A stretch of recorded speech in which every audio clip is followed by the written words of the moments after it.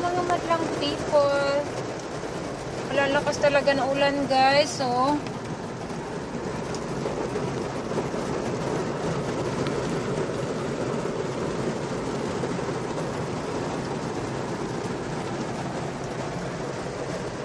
bigla na lang ang ulan na lakas.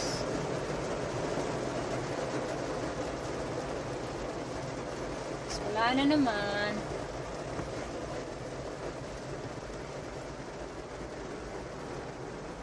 Dito kasi ako sa ano, guys, eh. I'm here inside the car. I am waiting for my daughter. I'm gonna wait like 2 hours. I don't wanna go nowhere.